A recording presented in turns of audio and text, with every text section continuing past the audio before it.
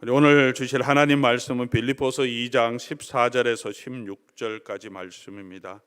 빌립보 교회가 장로님 기도하신 것처럼 참 선교에 동참하고 사도 바울의 선교에 처음부터 함께한 선교적인 교회입니다.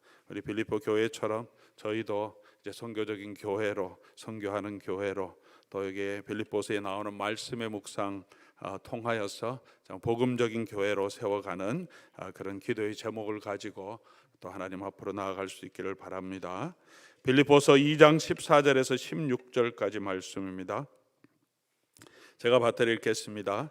모든 일을 원망과 시비가 없이 하라. 이는 너희가 흠이 없고 순전하여 어그러지고 거스르는 세례 가운데서 하나님의 흠 없는 자녀로 세상에서 그들 가운데 빛들로 나타내며 생명의 말씀을 밝혀 나의 다름질이 헛되지 아니하고 수고도 헛되지 아니하므로 그리스도의 날에 내가 자랑할 것이 있게 하려 함이라. 아멘. 이 시간에는 조주현 전도사님 나오셔서 하나님 말씀 선포해 주시겠습니다.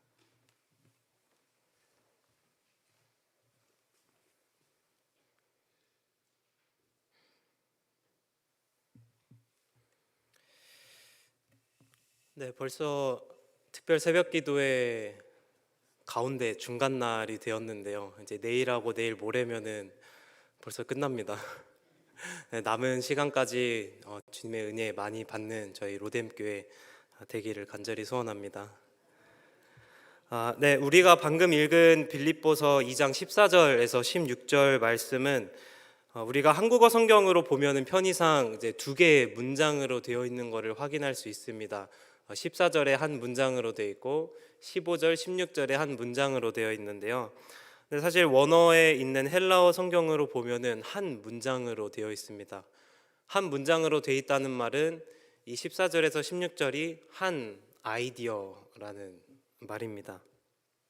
근데 이 한 문장 안에서 사도 바울은 많은 내용을 빌립보 교회 성도들에게 전하고 있는데요. 먼저는 명령의 내용을 담고 있습니다. 14절에 이렇게 얘기합니다. 모든 일을 원망과 시비가 없이 하라. 다음으로는 목적의 내용을 담고 있습니다. 15절에 이는 너희가 흠이 없고 순전하여 어그러지고 거스르는 세대 가운데서 하나님의 흠없는 자녀로 세상에서 그들 가운데 빛들로 나타내며, 그 다음에 방법의 내용을 담고 있습니다. 16절에 생명의 말씀을 밝혀, 마지막으로는 사도 바울 개인의 소원의 내용을 담고 있습니다. 16절에 나의 다름질이 헛되지 아니하고 수고도 헛되지 아니하므로 그리스도의 날에 내가 자랑할 것이 있게 하려 함이라. 근데 이렇게 명령, 목적, 방법, 소원의 내용을 알림으로써 사도 바울은 1장에서부터 쭉 이어져 오고 있는 한 마음, 한 뜻으로 그리스도의 복음에 합당하게 사는 삶을 빌립보 교회 성도들에게 알리고 있는 것을 볼 수 있습니다. 네, 그런 면에서 오늘 본문은 빌립보서의 한 요약판, 한 요약절이라고도 이해할 수 있으리라 생각합니다. 네, 먼저 빌립보서의 문맥을 잠시 살펴보자면은 어제 말씀에 잠시 언급되었던 것처럼 빌립보 교회는 정말 좋은 교회였습니다. 담임 목사님께서도 방금 간단하게 설명하셨지만은 먼저는 2장 1절에 말한 것처럼 그리스도 안에서 빌립보 교회는 그리스도 안에서 서로 권면하고 사랑의 위로를 나누고 성령의 교제, 긍휼, 자비가 있는 정말 그리스도 안에서 교제가 넘쳐나는 아름다운 교회였습니다.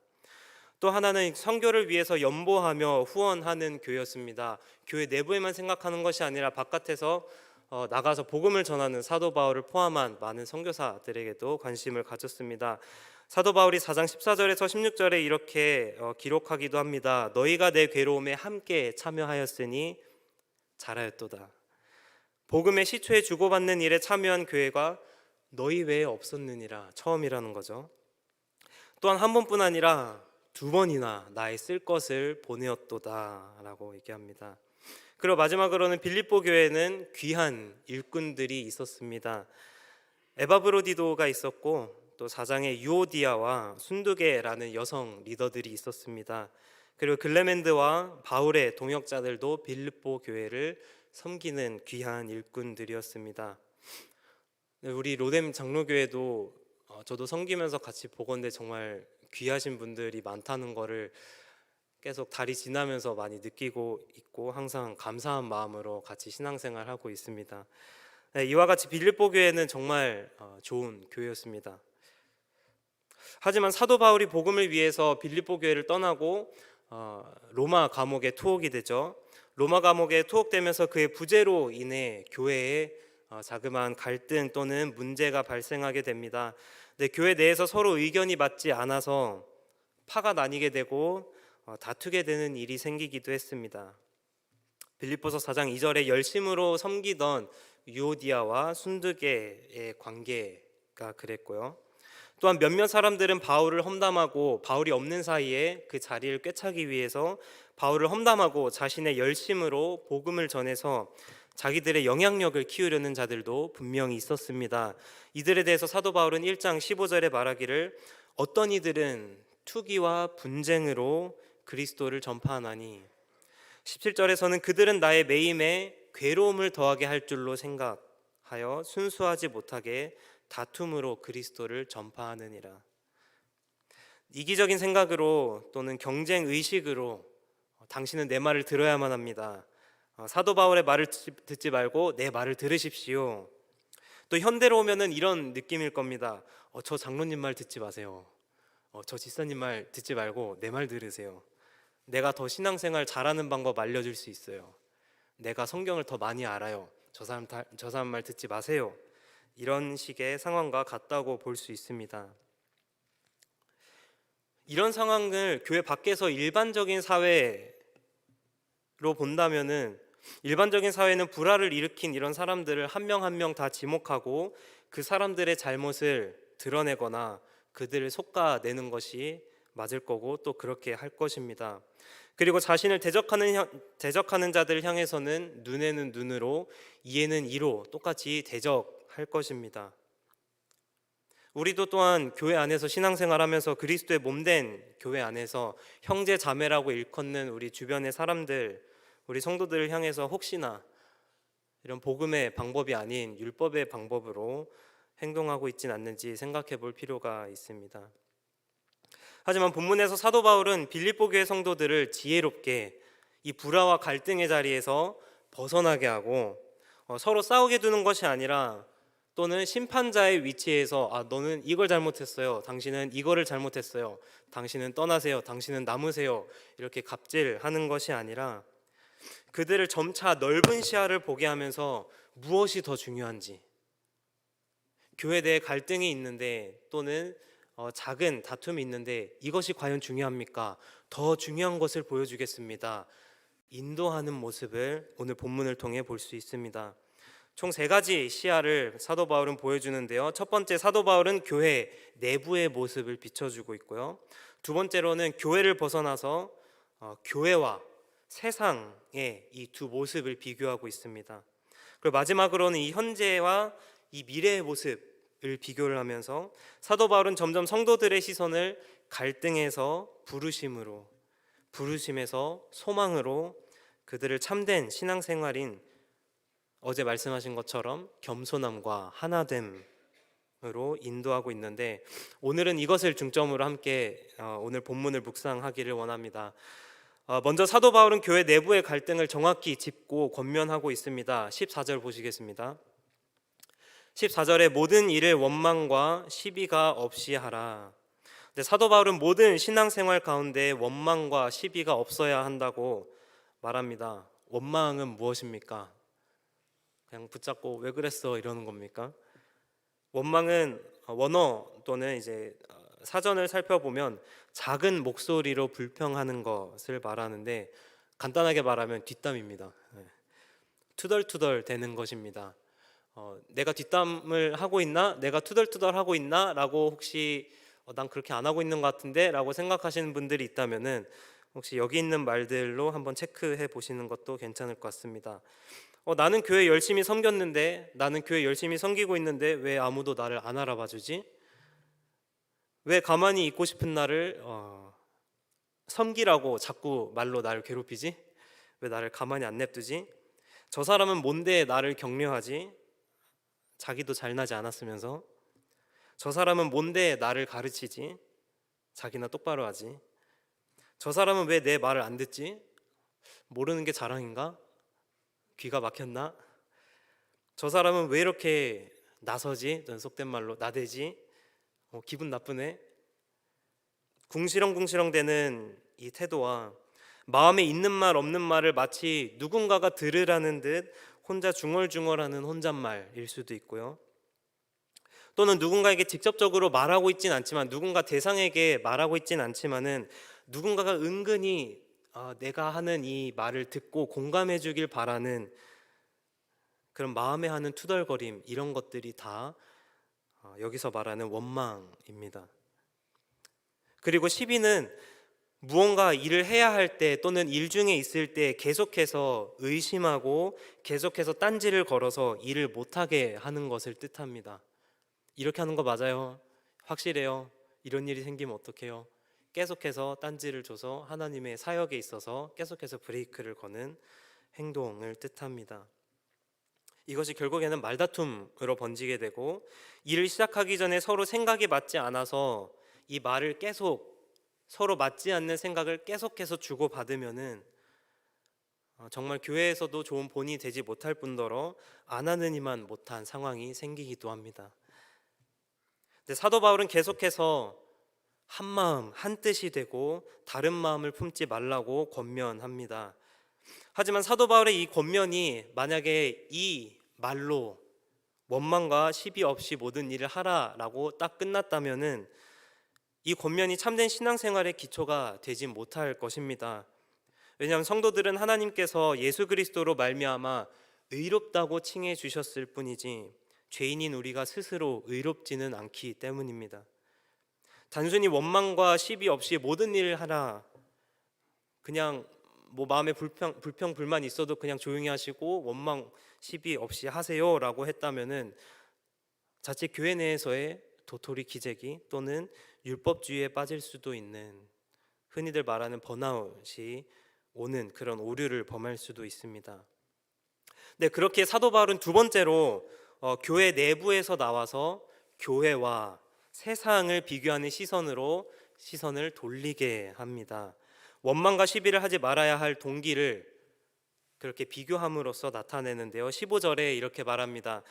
이는 너희가 흠이 없고 순전하여 어그러지고 거스르는 세대 가운데서 하나님의 흠없는 자녀로 세상에서 그들 가운데 빛들로 나타내며.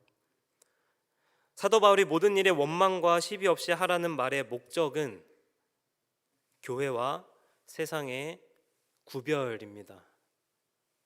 교회의 거룩함이 목적입니다. 그로 인해 하나님을 영화롭게 하는 것이 목적입니다.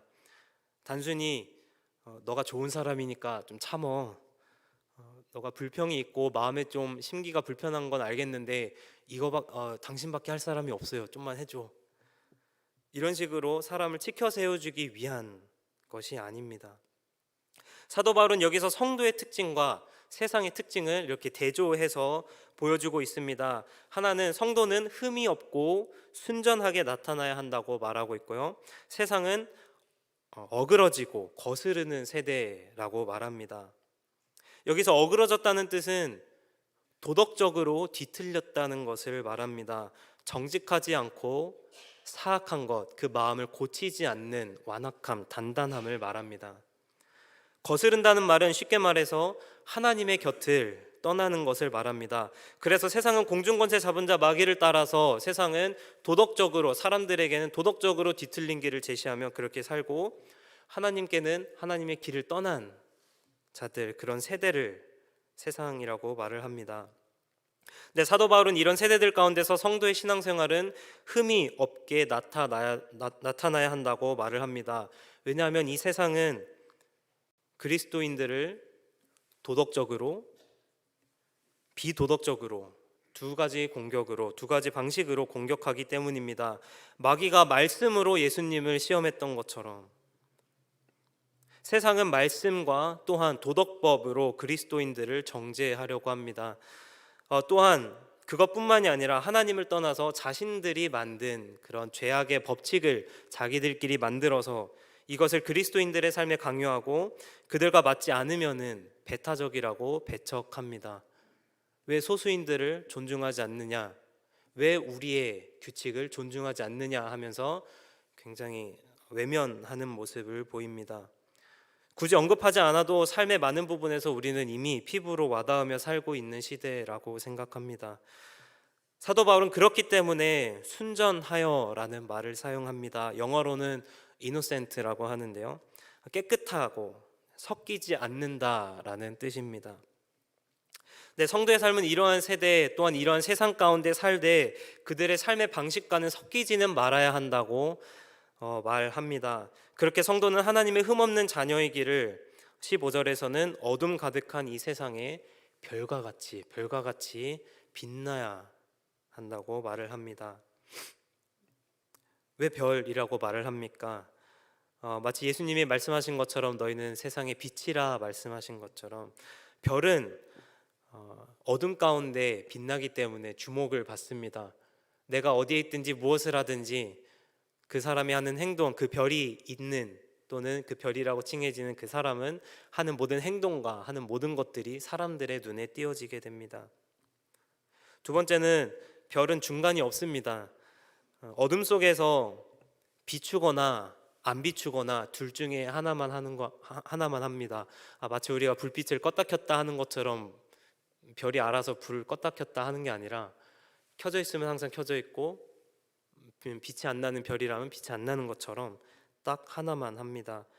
그렇게 세 번째, 별은 타협이 없습니다. 누군가 혹시 별 보고 불 좀 잠깐 10분만 꺼져주겠니? 해가지고 꺼져주는 별이 있겠습니까? 그 존재 자체가 빛나기 때문에 나는 혹시라도 꺼지고 싶어도 나라는 존재 자체가 빛나는 별이기 때문에 그럴 수 없다라는, 타협할 수 없는 특징 또한 가지고 있습니다. 네, 그리스도의 삶 또한 마찬가지로 타협 없는 그리스도인이거나 그리스도인이 아니거나 둘 중 하나입니다. 나는 반반, 무슨 양념치킨 후라이드 마냥 반반 그런 거는 있을 수가 없는 내용입니다. 하지만 이 목적 또한 자칫하면은 신앙생활의 오류를 범할 수 있습니다. 왜냐하면 원망과 시비를 하지 않는 것에만 목적을 맞춘다면은, 또는 그것만 해서 우리가 거룩함 또는 하나님의 흠없는 자녀로 나타난다고만 한다면은 엄청난 일반화의 오류일 수 있습니다. 왜냐하면 원망과 시비를 하지 않는 것은 거룩함의 한 현상일 뿐 거룩함 그 자체는 아니기 때문입니다. 네, 그렇기 때문에 마지막으로 사도 바울은 그 긴 14절에서 16절에서 넘어와서 교회 내부에서의 상황을 교회와 세상의 모습을 비교하면서, 더 나아가서 16절의 현재의 신앙과 미래의 소망을 비교하면서 그 성도들의 시선을 인도하고 있습니다. 16절에 생명의 말씀을 밝혀 나의 다름질이 헛되지 아니하고 수고도 헛되지 아니하므로 그리스도의 날에 내가 자랑할 것이 있게 하려 함이라. 네, 생명의 말씀을 밝혀라고 했을 때 밝혀라는 여러분들 혹시 성경책에 밝혀 옆에 숫자가 있으신 분, 성경책 가지고 있으신지 모르겠지만 몇몇 성경책은 거기에 밝혀라고 이제 숫자가 돼 있고 아래 노트를 보면은 붙들고 또는 붙들어라는 유의어 또는 동의어를 사용합니다.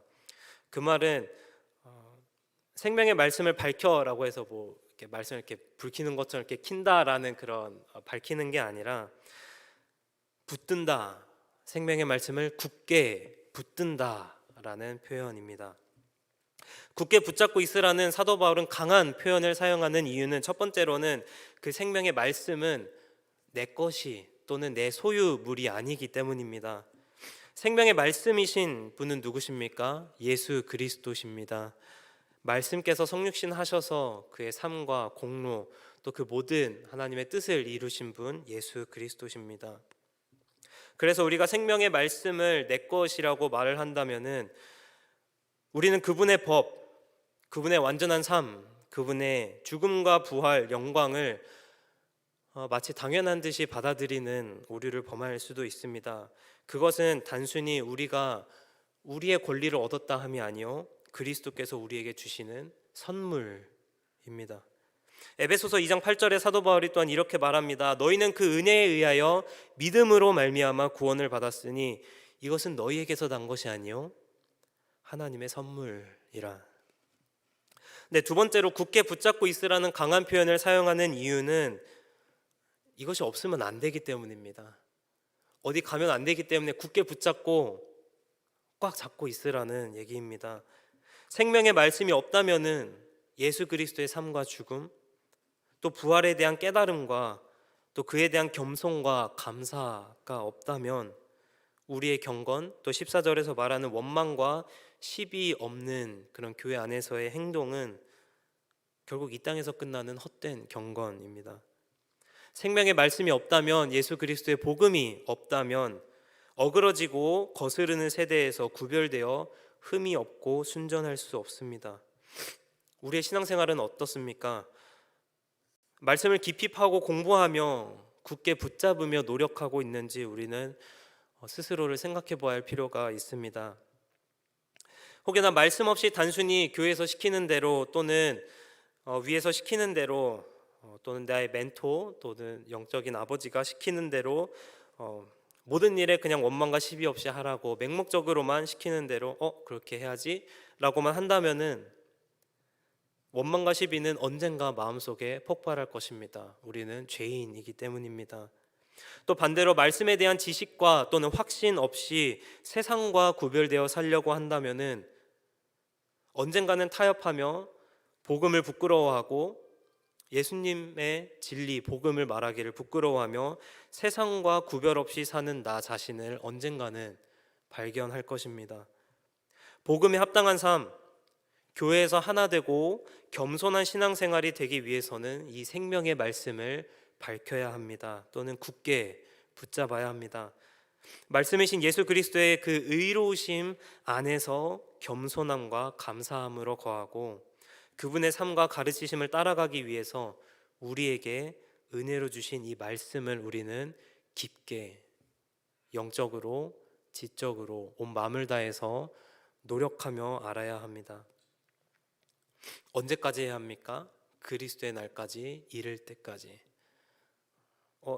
마태복음 뗐다, 나이스 이런 게 아니라 계속해서 우리의 삶을 우리의 삶을 살아가는 동안에 그 모든 말씀의 충만한 가운데서 우리는 그리스도의 날까지 계속해서 우리는 정진해야 합니다. 그리고 궁극적으로 우리의 신앙생활의 이 목적은 좋은 사람이 되어서 또는 잘난 사람이 되어서 이 땅에서 멋진 그리스도인이 되어서 멋있으세요. 우리의 가장 멋진 어르신입니다 하는 이 땅에서의 칭찬이 아니라 마지막 날, 이 땅이 아닌 마지막 날 천국에서의 그리스도의 날에 기쁨으로 참여하는 것이 우리 신앙생활의 목적입니다. 사도 바울 또한 이것을 잘 알기 때문에 다름질하며 수고함을 16절에서 봅니다. 그래서 사도 바울 또한 이런 칭찬을 항상 마음속에 기대하며 살아왔을지도 모릅니다. 마태복음 25장에 잘하였도다 착하고 충성된 종아, 내가 작은 것에 충성하였으니 내가 너에게 많은 것을, 천국에서 많은 것을 맡기겠다. 너의 주인의 즐거움에 참여할지어다. 또한 로마서 8장에서도 이렇게 고백합니다. 현재 우리가 받는 고난은 장차 우리에게 나타날 영광과 비교할 수 없도다 라고 말합니다. 네, 오늘 사도 바울을 통해 받은 본문 말씀 또한 우리 주님 되신 예수 그리스도에게서 비롯된 것입니다. 사도 바울이 이러한 개념을 또한 이러한 진리를 본인이 만들어서 발명한 것이 아니라 이 모든 것 또한 예수님께서 나온 것입니다. 또한 그런 주님께서는 우리에게 친히 또한 모범이 되어 주셨습니다. 주님께서는 주님을 정죄하는 바리새인들 앞에서도 겟세마네에서의 기도에서도 골고다 십자가 앞에서도 아버지 하나님 앞에서도 원망과 시비 없이 온전한 삶과 순종의 삶을 사셨습니다. 또는 흠이 없고 순전하시기를 이 어그러지고 거스르는 세대가 주님을 말씀으로는 신성모독자라고 정죄하고 세상적으로는 쿠데타를 일으키는 혁명가라고 혐의를 씌웠음에도 묵묵히 그 길을 가셨습니다. 그리고 구약에서부터 가르쳐왔던 메시아의 예언을 성취하기 위해서 아버지 하나님의 뜻과 하나 되고 이미 다 알고 있는 설령 그것이 억울함과 죽음이더라도 그 끝까지 겸손하게 끝까지 순종하셨습니다. 우리의 신앙의 뿌리는 어디에 있습니까? 우리 아버지입니까? 우리의 부모님입니까? 또는 여기 로뎀 장로교회입니까? 우리의 진정한 신앙의 뿌리는 삼위일체 되신 하나님께 있습니다. 하나님께로부터 흘러 전해오는 이 사랑과 기쁨이 아버지와 아들 간의 그 교제가 또는 성령님과의 그 교제를 통해서 그 흘러 넘치는 기쁨과 그 교제와 사랑이 우리에게까지 은혜가 베풀어지심을 믿습니다. 요한복음 15장에 예수님께서 이렇게 말씀하십니다. 아버지께서 나를 사랑하신 것 같이 나도 너희를 사랑하였으니 나의 사랑 안에 거하라. 내가 이것을 너희에게 이름은 내 기쁨이 너희 안에 있어 너희 기쁨을 충만하게 하려 함이라. 사도 바울이 그렇게 빌립보 성도들에게 말하는 기뻐하라, 다시 말하노니 주 안에서 기뻐하라 하는 이유가 무엇입니까? 또는 주 안에서 자랑케 하려는 이유가 무엇입니까? 사도 바울이 뭔가 큰 업적을 세우기 위한 것이 아니고 이 모든 자랑과 기쁨의 원천이 이 뿌리가 하나님에게서 왔기 때문입니다. 우린 이 사실을 잊어서는 안 될 것입니다. 네, 2023년 한 해 주 안에서 기쁨으로 주의 몸된 교회를 섬기신 많은 분들이 있었고 또한 많이 보면서 많이 배웠습니다. 보이는 곳에서 또 보이지 않는 곳에서 관절과 무릎으로 섬기시고 중보하신 분들 또한 보았습니다. 혹여나 사람들이 알아주지 않음에 또는 의견이 안 맞기 때문에 원망과 시비가 있었던 지난 한 해였을지도 모릅니다. 하지만 우리의 참된 신앙생활은 갈등이 있다면 복음으로 돌아가 부르심에서 마지막 날의 소망을 품고 그것을 바라보는 신앙생활입니다. 히브리서 9장에 그는 새 언약의 중보자시니 이는 첫 언약 때에 범한 죄에서 속량하려고 죽으사 부르심을 입은 자로 하여금 영원한 기업의 약속을 얻게 하려 하심이라. 2024년 새로운 한 해를 맞아 오늘 본문 한 문장이지만 본문 안에 담긴 풍성한 의미를 곱씹으며 올 한 해 생명의 말씀을 밝히는 저와 여러분 되기를 소망합니다. 올해도 신앙생활에 있어 원망과 시비의 유혹들이 찾아올지도 모릅니다. 하지만 그 어느 때든 우리의 시야를 넓혀서 교회는 그리스도의 한 몸임을, 교회와 세상은 구별됨을, 앞으로 다가올 영광의 날은 아직 오지 않았음을 또한 우리는 그 소망을 붙잡고 감을 항상 기억하며 말씀을 사모하는 공동체, 또 이번 특별 새벽 기도의 대주제인 증인, 예수님의 증인되는 우리 로뎀 교회 공동체 되기를 간절히 소원합니다. 기도하시겠습니다. 하나님, 지난 한 해도 지켜주시니 감사합니다. 이번 2024년 새해에도 주의 말씀을 묵상할 힘과 지혜를 주시고 살아낼 용기를 허락해 주시옵소서. 생명의 말씀을 밝히도록 성령님 통하여 역사하여 주시옵소서. 이 모든 말씀 예수님의 이름으로 기도합니다.